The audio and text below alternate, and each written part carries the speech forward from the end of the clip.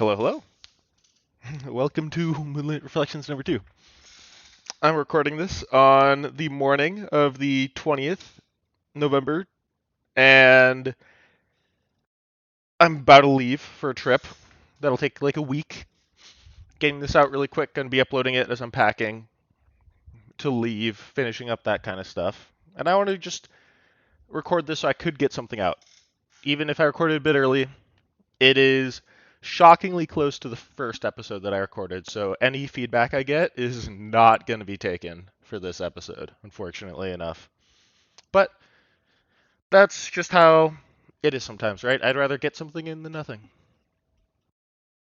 And I wanted to take this opportunity to kind of waffle around about Diana as a champion and what I believe some of her identity issues are, ultimately. But as a continuation of the preamble, uh, I wanted to discuss the book that I wanted to read with everyone. Kind of set out a plan. I'm gonna be looking at the first 7 parts of it through the reading the chapter maneuvering. I don't know if they're chapters or parts. It's really hard for me to distinguish that when it doesn't literally use the word chapters as a thing. But then next week, or for the next episode, we'll read the second. Basically, we're splitting the book into half. We're reading each half over the course of a week each. And then I will pick another book to start looking into after that. That we could. So the next week, we'll finish The Art of War. We'll discuss it, and we'll also have a week to acquire the next book, is how it's going to go. But I wanted to talk about this because it is a hot topic in League, right? You've got Expetu leading the Shen players to change aspects of their champion that they don't enjoy or that they want better, right? You've got Azap kind of leading the Vel'Koz players to a similar thing, right? You've got people complaining about Riven, and there's a lot of people just complaining about a lot of things. And I don't really want this to come off as a complaint. I think Diana as a champion is the most fun champ in the entire game, which is why I play her. But it doesn't mean that I don't believe that she could be better. I make this out of good faith because I believe that the champion can be better. And I kind of want to break down exactly what I think works and what doesn't work. Which is why I want to talk about understanding Diana as a champion initially, right? I am working on a guide for Diana. I'm going to be actually working on it a lot over this week as I don't really have a computer. I'll just have a small, like, what is it? Surface, the Microsoft tablet thing with the small keyboard. I have one of those. I'll just be typing away, crunching down on the guide. It should be done probably before the end of December. I'm probably going to be writing a lot of it over this weekend or this week. And it'll be essentially probably the most, I think it'll probably be the most in-depth guide that League has seen. It is right now something criminal, like 50 or more pages in a Google Doc, and that's before we get down to me breaking down individual matchups, which take a lot of bloat, I think. So it'll be huge. Eventually, I'll break it up into videos, make scripts into videos, and maybe even do more with it. I'll also update it for the next season as this morning, all the new items and map changes and stuff hit the, I don't know if they hit the PBE, but they were all made public in posts. I'll update that. I had write-ups for all the items, but they're all changing, so that was kind of a waste of time. But it was good practice to be able to write up the new ones. But understanding Diana's really awkward. She is kind of like a mid-game skirmisher. Her power spike right now with her kit is the mid-game, right? You really want to get in and make these super huge, impactful ultimates, right? If you're coming into a fight slightly ahead of the curve of the game and you're at like 2 items, you are probably going to be the strongest champion in most fights, which is insane. And I think that part of that contributes to a very particular niche that Diana's kind of fallen into, where she's somewhere in between a assassin and a bruiser in a way, right? And in that, I mean, she's you either call her the squishiest bruiser with very high burst damage, or the tankiest assassin with pretty average to low burst damage relative to other assassins, right? And it's a very awkward place, but I do think that it's very great, right? What it does is it means that you have a very bulky lane phase, right? You're very tanky. Your trades are very good with your W shield, right? You have very high burst damage in your trades. Your trades are your bread and butter in lane, essentially. You have kill threat on your laner. You're very mobile, right? I think if you were less mobile, because of your ease, you would probably just be a bruiser. But since you have such insane dashes, because Diana's dash is insane, the distance it goes. It's 825 units, I think, is Diana's E. And to put that into like comparison, if you could kind of close your eyes and visualize a Pantheon W. Pantheon W is 600 units for scale, right? And so the fact that you are more than 33% larger range than a Pantheon W for your dash is nuts, I think. Not to mention Proto Belt extends that range. It's wonderful. But now that we kind of have a bit of a preamble, right? You have a strong lane phase to sum things up. One thing I didn't mention is your lane is very punishing though, right? You only have dashes in, you don't have dashes out. You could manage it a little bit. You could dash backwards to a minion if you get a reset. But generally, if you were to jump onto someone to get CC'd and get ganked, right? If you jump onto someone and you get Jarvan EQ'd, you're probably dead, right? Or you're burning flash. You're very committal is the issue, right? So you have a very strong lane phase, but it's very double-edged sword because just because you have the strength, it doesn't necessarily mean you could actually use it very effectively. Because you will get punished, right? Which means waves end up being everything. You need the wave on your side at all times. You can't really walk up in the lane. It's awkward, but you get to scale into a very nice mid game, and your actual scaling into the late game is not particularly great. Like you could become this huge team fighter still, but the issue is you don't have very great AP scalings on Diana, and you're very base damage reliant, which helps in the mid game when you have some really key item effects. You don't have a whole lot of AP, and you're hitting like that level 13 mark where your base stats on your abilities are really nice for you, right? But past that point, I think once you start putting points in your E is when you start to really slow down as far as your effectiveness in the game. Which is why I want to cover the rework that happened in 2020, I believe. I think the rework. I'll preface this by saying I did not play much of the Diana before. I have some ideas based on my knowledge and understanding of the current iteration of Diana, but I didn't play the initial version, and I think that that is something that I probably could do more research on. But it's also very old. The game is very different than it was even 4 years ago, let alone looking at how Diana played 7 or 8 years ago, right? But I do think that the rework did a few things. I think that it fixed a huge issue in lane phase. We saw the Diana rework after we saw the Akali rework initially, and one thing that both these had in common is they fixed two champions in lane phase who could not do anything pre-level 6. I think that's been a trend. They want champions to be able to interact before level 6 in games, which does give them more agency, makes them more fun, right? It means that they're less frustrating. You don't have to sit there and wait, which I really like. But I do think that it created identity issues, right? Because there's obviously a lot more to the rework, but Diana's rework was essentially swapping the R and E abilities, right? You put the dash onto the level 3 E, right? And you moved the pull into the ult, but now it does damage. It didn't used to do damage before. There's a lot of smaller stuff, but I'll skip that. That's mostly noise, I think, for the most part. Because this is the huge issue.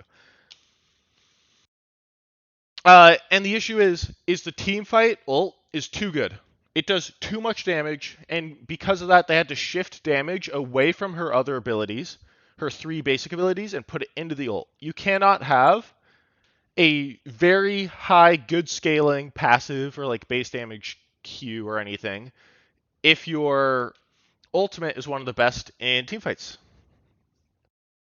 And that's for a few reasons. These are really out of order. We'll come back to this one. We'll come back to this one. So, what are those reasons? So, as an assassin, the ult is problematic. I kind of put a little list of all. I just looked at the LoL fandom or the Wikipedia or whatever. Looked at the list of assassins, threw it on here. The issue is out of assassins that have teamfight ultimates, you've got, based on this list, 2. You've got Yone and Kiana, and I don't even necessarily believe that Kiana, or that Yone rather, is necessarily an assassin. I think that he's a weird thing, right? I think that Diana and Kiana are also quite different. However, I think that they share similar issues with their ults. And let me explain why. Because Diana has this issue where her time to kill is relatively low. Because you need to pull an AD carry in, for example, before the ult damage gets off. And your other abilities cannot do enough damage to kill her or to kill them instantly, reliably, right? If a Diana that is even slightly ahead of the curve of the game goes up to an AD carry that's even with the curve of the game, she should not be able to just Q, EW, and auto someone and kill them.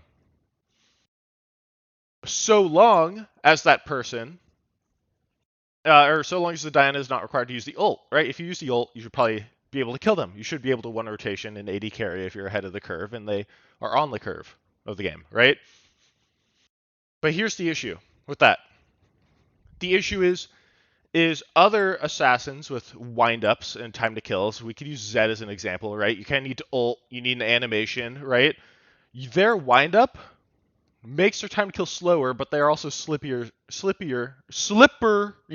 There we go. Slipper, God. They're slipperier as champions, right? Because he's able to use his shadows, dash around, right? He has slower time to kill, but he has the benefit that he is going to be able to dodge a lot of damage if he plays it right. Whereas Diana, on the other hand, your kind of trade-off is that you're a lot bulkier, right? Because you're more committal, which means you can't get out. You are not slippery, right? The only way that you could necessarily have that is by building Zhonya's, which is an issue about exactly how reliant Diana is on Zhonya's, in my opinion. But I'll get back to that when we get back to items. But what it becomes is it becomes this issue where you have slower time to kill, which is also flashable. AD carries could flash out of your damage. They could Gale Force out of it, which, once again, I believe Gale Force is getting removed, so I won't go too much on that. But it's hard, right? Because if we compare it to other high-impact AoE ultimates like Kiana, I believe that there's an issue, or not necessarily an issue. I believe there's a reason why Kiana is the way that she is. She is a very high skill cap champion that is balanced around the literal best, right? And the champion is really bad. Actually, I don't know if she's really bad. I know that people complain about her relentlessly, though. And I think that a lot of the issue could be that her ultimate is too good, right? Her ultimate, if you can hit a nice ultimate, the rest of the champion's kit has to be able to reflect that, if that makes sense, right? Which means the rest of the kit needs to be a bit more tempered, is the idea that we're coming from. And that's where I think the issue with Diana's ult is, right? I think Diana's ult is her biggest issue. Because it gates other playstyles, essentially, right? I think that shifting power, or too much power into the ultimate, was a mistake. You can't have a super potent assassin because her ultimate is too good. I'll talk soon about how Bruiser Diana struggles in this fact, but if a Bruiser has too good of an ultimate, they cannot have really great 1v1 potential. I should never be able to 1v1 A Mordekaiser, for example, if my ultimate can then go and just blow up an entire team fight, it makes literally no sense. And I can't be a super amazing, fast hitting assassin if my ultimate can then go and blow up a team fight, right? Which is kind of where the highlighted issues, I think, primarily with the assassin issue is, right? I think that her key, if you want her to be a better assassin, I think her Q and her E need to be buffed. Those are like her two instant damage abilities. And it makes sense for me. I'm not going to pretend like I understand anything about game design. I understand this champion. I understand what parts of this champion work and which parts don't and which are good, right? Which maybe I'm even off about that. I don't know. I'm just going based off of what I understand. But her Q and her E are pretty impactful for being an assassin, right? The W does damage, obviously. I talk about that more in the bruiser section of what I want to talk about. But what it comes down to is that as a champion that currently has no built-in magic pen in her kit, no percent pen, no shred, right? And no percent health damage, or no even executes in her kit. No, none of her abilities have an execute effect. Her faster time to kill would come from her Q and her E, right? And I'm gonna wrap all this up in time by explaining how her ult is problematic. Which now I put a little list of bruisers. I went on the thing. There wasn't actually like a bruiser category. There were like divers and juggernauts, and I think Diana relates a lot more to the things like Xin Zhao or Vi or something than or Renekton than she does with Dr. Mundo or Darius, right? Mainly because juggernauts, their big thing is that they don't have mobility, but Diana does have mobility. She has really good mobility, right? Which is why I think that the potential solutions for being a bruiser is to work with the passive and the W. The W will make her significantly bulkier if you were to buff that. Or if you were to buff the cooldown, it means that she's bulkier, right? Because she gets to use it more. Currently, her W cooldown is quite high. And the passive, what that does is it gives her consistent damage. It gives her fighting power, right?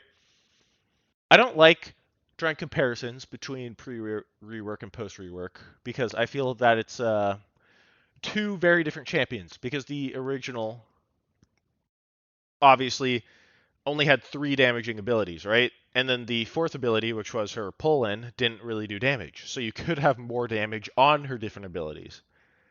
And her old passive's AP ratio is 80%, compared to now it's 50%, right? Which is huge. It's the reason why Nashor's Tooth is not particularly great on Diana. Because you don't care about getting in more of those auto attacks. You need to play more into your power budget, which happens to be your ultimate, right? Once again, imagine, I think a few comparisons that I thought of when I was looking at this list of divers was I immediately thought Wukong as a champion that Diana's relatively similar to. Wukong or like Hecarim, right? Or even Jarvan, right? Jarvan as a champion, I could use that one. I've played a lot of Jarvan historically. I feel like I could talk a little bit. He doesn't really do a whole lot of damage. Obviously, if he snowballs, his base stats are really good. His ultimate is pretty good, right? And it feels like his entire balance is around uh, a certain power budget that is allotted to his flag and drag mechanic, right? Like for the longest time, Jarvan's W as a shield has been memed for being absolutely fucking worthless, right? They had to buff it so that it wasn't absolutely worthless. It was like a 1 auto attack shield that did a slow previously, right? Before some pretty hefty changes to it. And I think that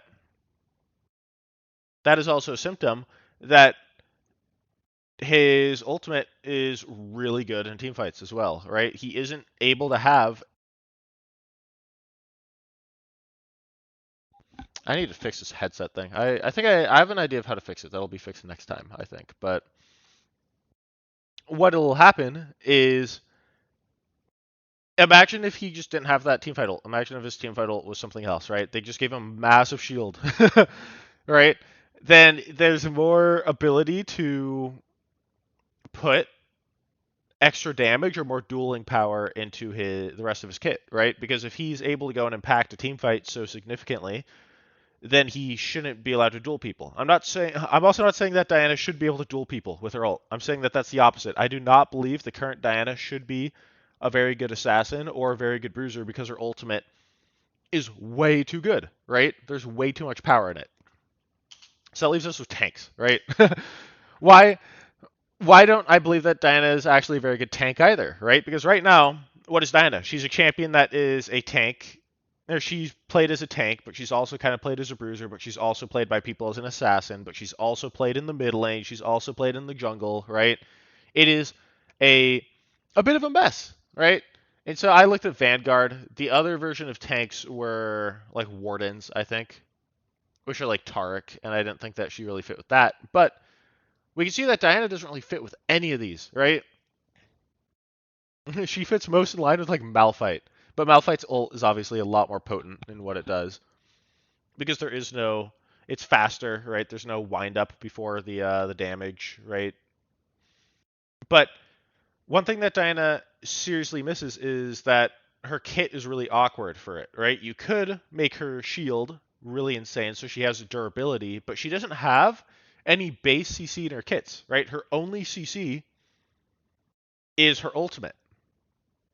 And I don't necessarily believe this kind of goes to the Malphite issue, right? The only CC in any of these champions kits that is outside of their ultimate, or the only champion that doesn't have that, rather, is Malphite. Even then, he has like an attack speed slow, which is like fine. He has soft CC in his Q, right? He slows people, and he has a lot of inherent bulk with his W and his passive. And the issue is just Diana just doesn't fit this, right? Tank Diana is really awkward, and I think that there's a reason why she's so reliant on items. Like people that enjoy Tank Diana will do something like Iceborne Gauntlets or Frostfire Gauntlet or whatever it's called, right? The one where you give a little slow circle, right? You need to get extra CC from outside sources. You can't rely on your own champion, right? It it just doesn't make sense to me, I don't think. And I feel that the times where she has been very potent as a tank is when tank items are very overtuned, and she happens to be in a position where she has higher attack speed scalings than tanks, right? Things like Sunfire Cape Diana back from a while ago in the jungle, right? She was able to use this tank item very effectively because she had higher attack speeds than tanks, and she has enough inherent bulk, right? But the issue is I feel like that's not even necessarily a tank. It makes her more of a bruiser still, right? Than a tank, which is really weird. And so that brings me to the jungle. I am heavily biased. I've played a lot of Diana jungle, and I don't really like it. I think that it's really awkward, and it's for two reasons. The first one is I think her kit is unreliable in the jungle, and I could explain that in a way that I understand. If you understand it, great. I think that her her kit is very front loaded in damage, right? She has her passive, she has the opportunity to take extended fights, but she gets significantly weaker after her initial burst of damage, which is a benefit in mid lane. It means you could get all your damage out very quickly and get out without needing to kind of sit in an awkward zone where you're losing in an extended fight. But it's also bad in the jungle, right? Because if you could reliably do 30% of someone's health bar, and they could keep fighting you, right? Then it's bad for you because you're going to lose. Because you might be really good on that initial pop off in the skirmish if you could burst one person down, but you're pretty unreliable in being able to duel someone who wants to invade you or you wanting to invade someone else and duel them, right? Which kind of creates this issue where Diana has this identity of farming until 6, despite having a pretty solid early game in the mid lane at the very least, right? Starting level 2 or 3 when you get your dash, right, with your Q. And I think that that creates a level of unreliability. Her win rate in high elo jungle has been pretty bad for a while now. And I believe that's contributed to clear speed, right? Clear speed is king for Diana jungle. Because your kit doesn't make a whole lot of sense in the jungle, right? You also don't necessarily have great options to run away and escape things, which the champion that I compared her to as someone who can't really duel very effectively but also can't really escape things is Evelynn early game, right? But the issue with Evelynn is her invisibility in the jungle starting level 6 really it matters. She's a level 6 jungler, just like Diana, right? And it's really weird because we're talking about one of the most insane level 6s in the entire game compared to Diana's, which is really great. Diana's is one of the best like team fight things, right? But Evelynn, when she hits level 6, changes the way that the entire map is forced to play, right? And essentially, the only time when Diana's ever been meta in the jungle is when her clear speed is uncontested. It is the best in the game by a significant margin, it feels. And I don't know if that is necessarily something healthy, right? Because when she is the best, she's like the best, right? It means that she's getting more gold, more XP than ever when she's able to dominate and take over the game, I think, probably way too easily. Which is why I think that Diana Jungle I mean, the solution is to buff her clear speed. I don't think that there's really anything about her kit that would change anything, right? And I honestly don't like it. I don't really like how they're trying to shoehorn the champion into two lanes. I don't think it necessarily works. Or not two lanes, but two roles, right? I don't think it necessarily works very well, in my opinion. But that's also, there's a large amount of bias that I'm coming from, too. So that brings us to mid, right? I think that middle Diana is actually really good. I think that the one issue that middle Diana has, potentially, is the fact that she has awkward wave clear breakpoints. You need to be pretty far ahead in the game for your Q to one-shot the backline minions, right? Which is really awkward. You could two-shot them relatively easily starting like level 5, but one-shotting them even at level 16, you're going to struggle to one-shot backline minions, right? Unless if you're ahead, obviously. And I think that that's weird. I think that fixing some wave clear breakpoints in that sense would be really impactful. I think that's honestly the only change it needs. Like I think mid lane Diana is great. And so this was actually just leaked today. Or not leaked. It was revealed today. The item update, right? How this impacts Diana, I don't know. I think the current items kind of do her disservice. I feel that since she's a champion that's so reliant on base damages, she really doesn't really care about a ton of AP. She's not a very potent death cap user, for example, right? Because she doesn't have the high AP scalings. And because of that, she relies on a lot of items, effects, right? Zonya's is insanely good because it synergizes really well with her ultimate, right? I'm not going to speak too much in length. I trust that Riot does this. I really just hope that Diana isn't a champion that has some issue with some items, and they decide to shoehorn her into a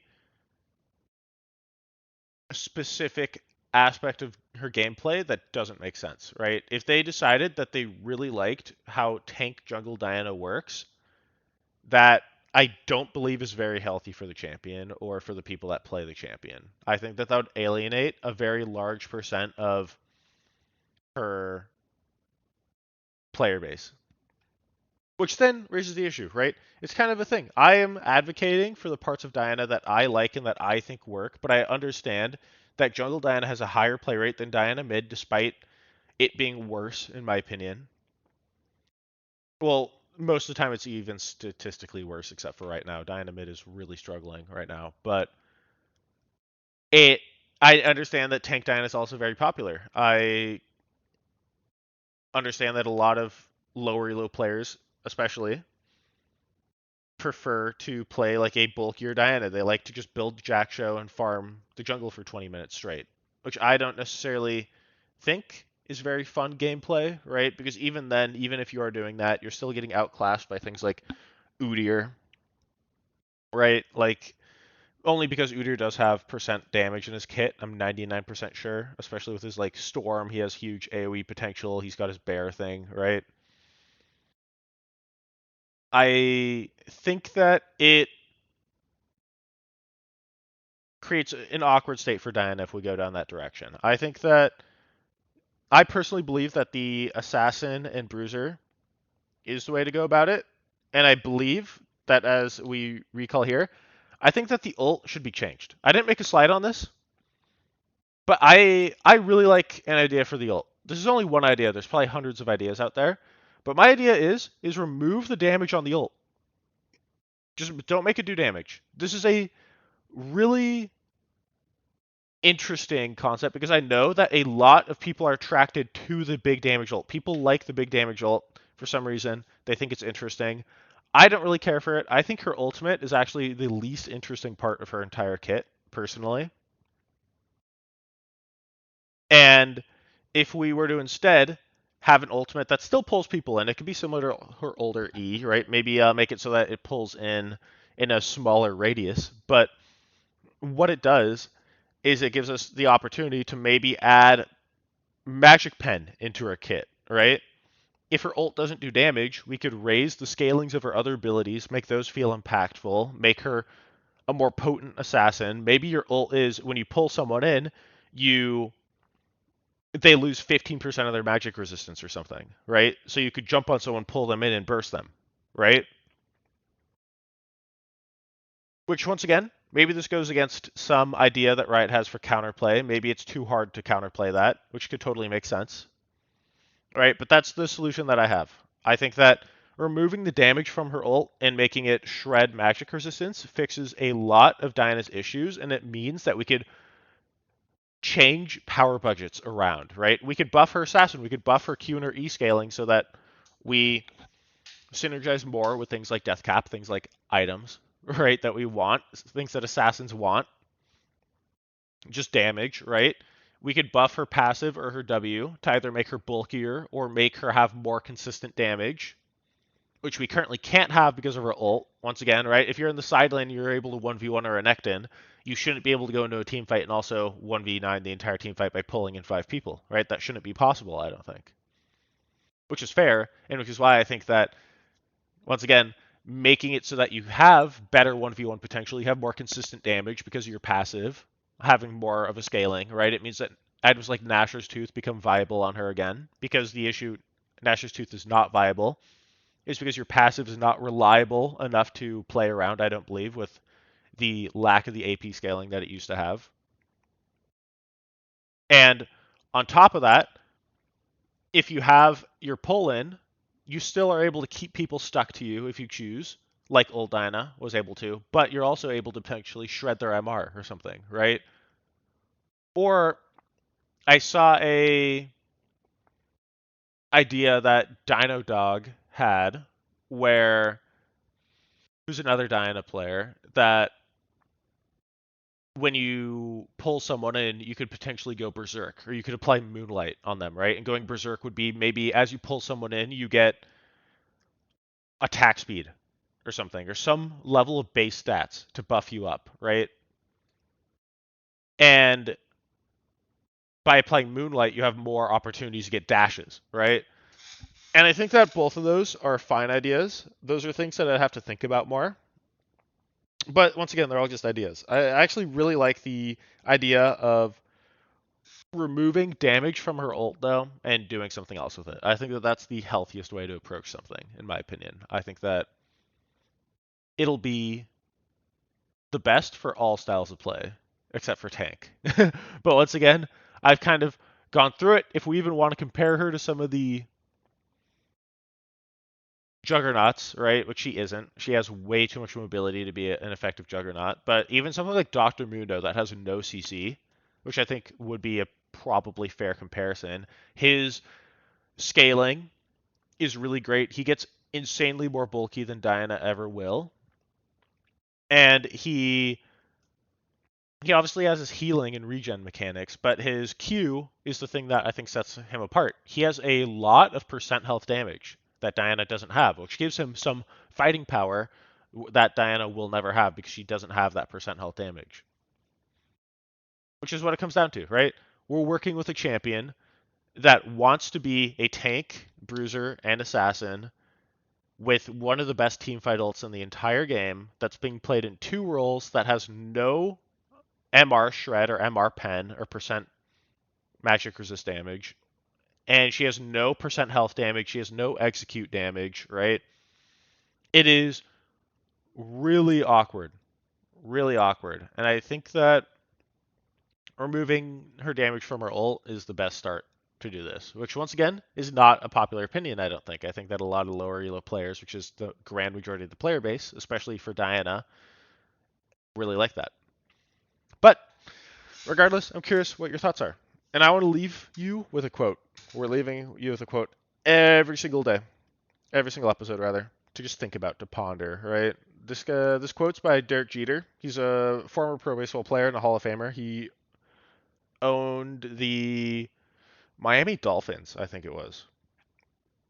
And his quote is, there may be people that have more talent than you, but there's no excuse for anyone to work harder than you. And I think this is exceptional. I think that this quote goes a long way because I think it's true, right? We can't necessarily control a lot of things in our life. We can't control what genetics we're born with. We can't really control like how tall we are. We can't control our IQ necessarily, right? Granted, I don't necessarily completely understand what something like IQ is trying to measure, but what we can do is we can control. Well, that's exactly it, right? I think that we can. I like to make a distinguishing difference between how smart someone is and how knowledgeable someone is. I really, really dislike insulting someone's intelligence because if we want to use the IQ, the intelligence quotient, I believe, right, as a measurement for how smart someone is, I don't really like that because once again, that's inherently somewhat genetic. But what I do like is I like the idea of changing how, let's talk about how smart someone is to how knowledgeable someone is, right? Someone could work to become more knowledgeable. And I really like that. It adds a level of agency to something, right? If you talk about how knowledgeable or unknowledgeable someone is, it is nowhere near as demeaning as calling someone stupid, in my opinion, right? Because they could work to become more knowledgeable. If someone is just genuinely not gifted as far as smarts go, right? Like, what are they going to do? Like, we're just going to sit there and insult them? I think that's stupid. That's a stupid idea, right? And with that, I think that this really works in League, right? There are other people that have been playing the game for so much longer than you, right? There are other people that you believe have more inherent talent than you, right? The talented gamers, if you will. But I'm personally an advocate of just make sure that you're working harder than them, right? This is something that gated me for a while. I assumed that it'd be very hard for me to break into like higher elos because of the idea that other people have been playing this game in the elo for so much longer. It's so difficult to break in, right? Like, oh well, how can I break through diamond when all these other people have been diamond for years, right? And I think that it's just important to understand that, yeah, maybe this guy that was able to get masters easier than I was, he was able to get there immediately, right? He was a talented gamer, right? Maybe someone like that does exist, but that doesn't really matter. I'm just gonna make sure that I work. There's no excuse for me to not review my games to make sure that I do what I can, right? If you want to get to masters, work like you want to get to masters. Don't wish for it, will it, all right? That's kind of something. All right, my headset literally dies every 20 minutes. That is so rude. But will it essentially, right? And I think that that is what I'll leave off on for today. I think that that's a pretty solid episode. We'll be ready next week to look into the art of war a little bit. Fun stuff. It looks like a relatively short read based on what I'm looking at, but I'm excited. Anyways, I'll catch everyone next time.